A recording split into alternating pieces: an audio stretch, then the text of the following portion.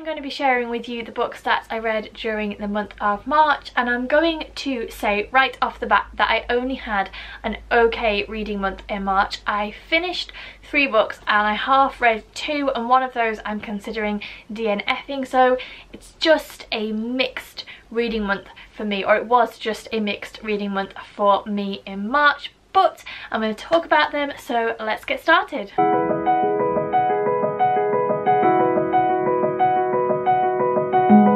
The first book I'm going to talk about is Shadows on the Moon by Zoe Marriott. This is a YA fantasy book and is supposedly a Cinderella retelling in which Cinderella rescues herself and doesn't need a prince, although I have to admit that the comparison between this and Cinderella is a little bit lost on me because I didn't see it at all, and she does have a romance in this book.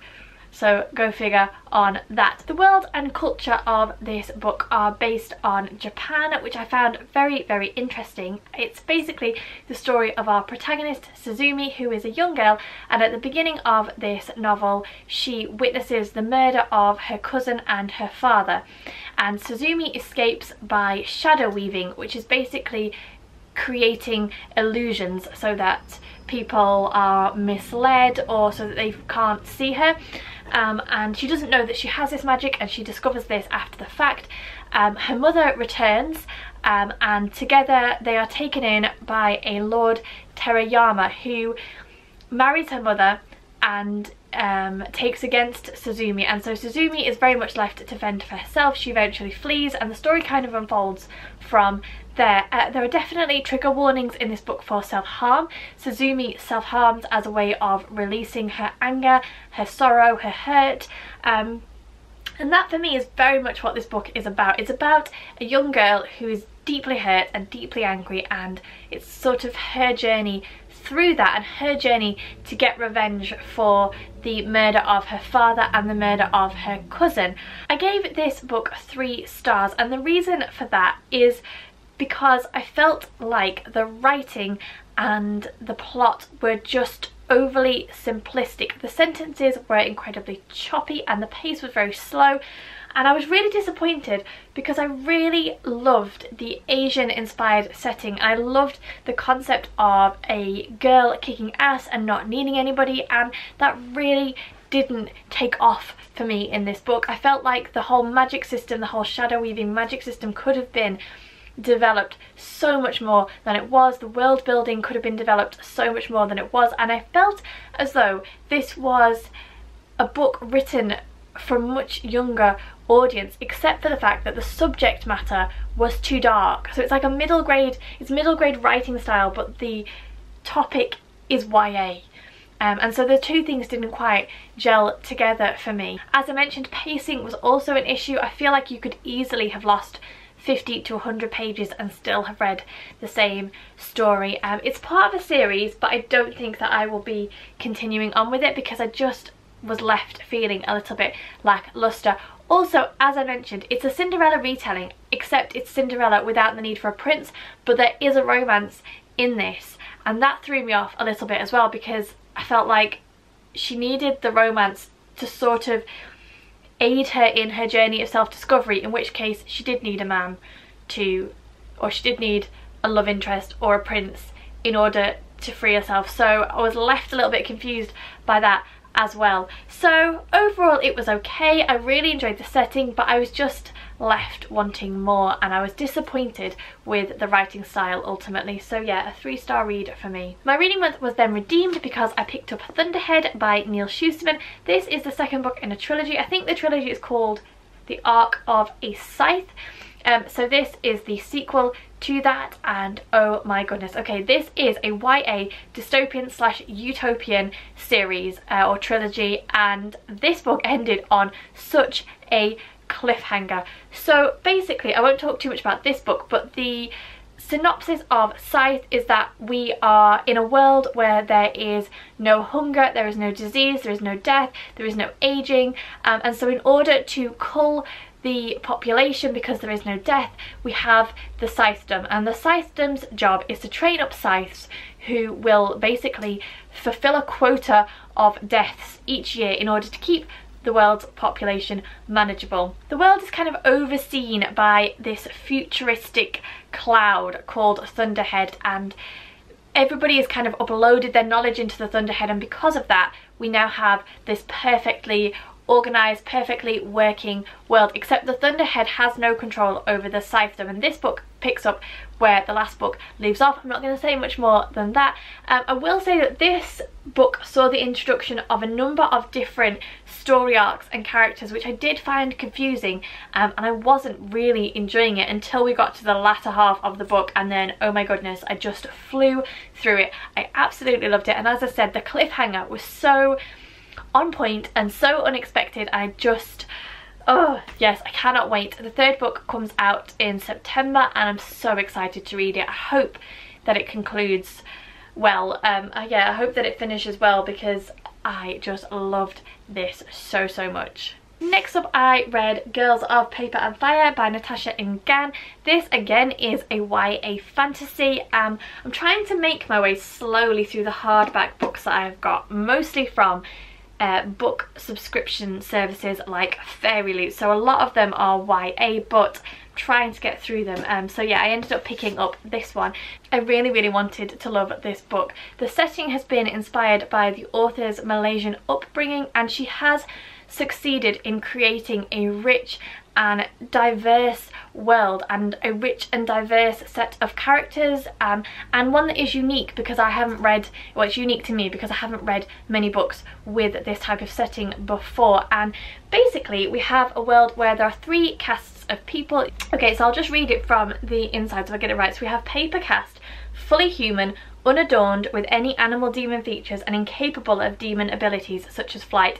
Then we have Steel, humans endowed with partial animal demon qualities both in physicality and abilities.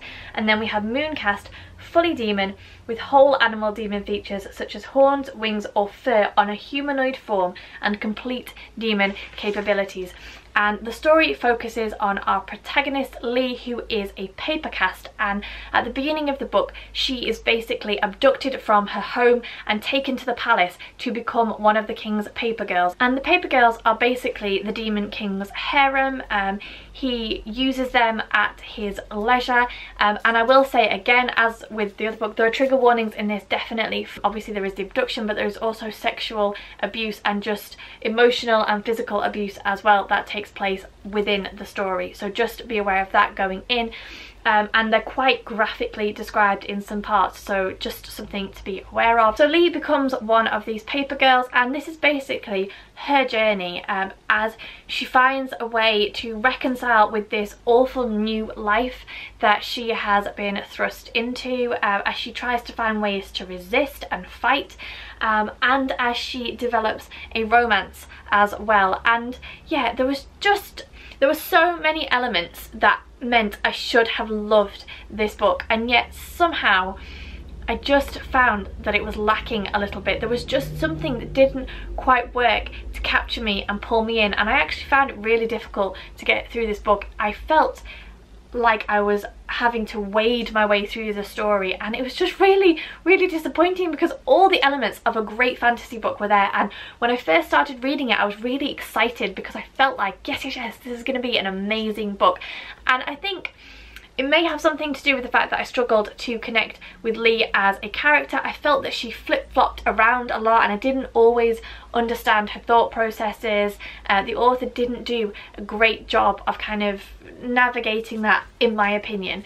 And also I felt like all the way through we were being led to believe that there was going to be this huge explosive ending, and then it just didn't happen. And the ending that we got felt a little bit lackluster, which, because this is a series, maybe she wanted to leave it on a little bit of a cliffhanger, but I just felt deflated at the end and I was expecting this huge thing and then it just didn't fulfill it for me. So yeah, I think I gave this 3 or 3.5 stars. I was really disappointed, but unlike Shadows on the Moon, I think I will continue with this series because I feel like maybe as the author gets into her stride we might develop that storyline that I'm looking for a little bit. I'm not sure, so the jury's still out on whether I will continue with this one. But yeah, it was a shame really because there were so many elements that I wanted to love and then it just fell a little bit flat.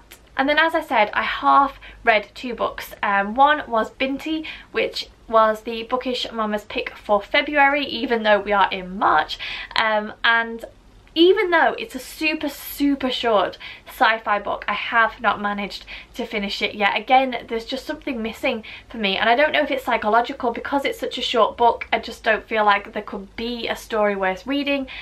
I don't know, but I'm still making my way through that. I'm hoping to finish it because there's really no need to not finish it. I've got about 20 pages left. It would be the easiest thing for me to sit down and read it, and yet I just don't feel like it.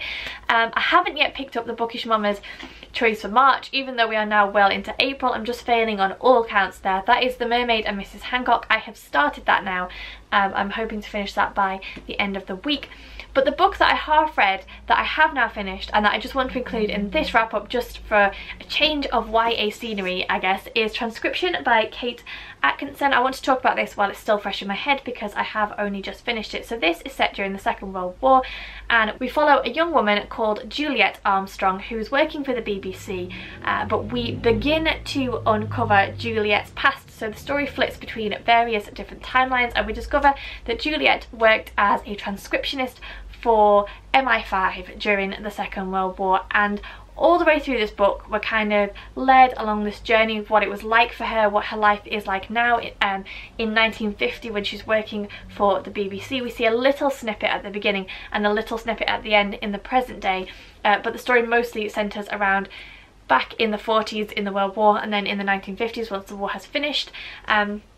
And all the way through, we're led along, we know that there is something that is bothering Juliet, something that happened during the war that she hasn't quite let go, and we don't uncover that until the very end. And again, there were many elements of this book that I loved. I thought that it was fascinating discovering more about MI5 and the Secret Service in the UK, and a lot of what Kate Atkinson writes about has been lifted from factual documents and factual information. So again, I found that really interesting. Although she has fictionalized a lot of it, her inspiration came from real life documents, which I found to be really fascinating. But again, the pacing of this was just so slow, and I was expecting, you know, a female spy in the MI5 to be a bit more kind of pacey and a page turner, and it really wasn't. And there was a lot to love and a lot to enjoy about this story, but I had expected something, yeah, a bit snappier, and it just wasn't. But having said that, I really enjoyed it. I gave it 3.5 stars simply because of the pacing issue, but as a story, as to uncovering what life was like for Juliet in that time period, because I love a good World War story, I really enjoyed that. I really enjoyed discovering a story that set during the Second World War that I hadn't known about before, and I enjoyed kind of the slow burning discovery of what it was that Juliet was carrying with her as well. I just wish it had been a little bit snappier in its delivery. But yeah, overall a good book, maybe not as good as I was expecting it to be, but I'd recommend it. Just don't go in thinking that it's going to be a real page turner, because I definitely did not think that was the case. So there you go, a short one from me today. They are the books that I read in March. I'm really hoping to have a better reading month in April, but we shall see. As always, thank you very much for watching. Please don't forget to subscribe to the channel if you aren't already. I have a whole host of different videos, not just book ones, and don't forget to give me the thumbs up, leave me a comment and let me know what you read during the month of March, and I will see you all soon.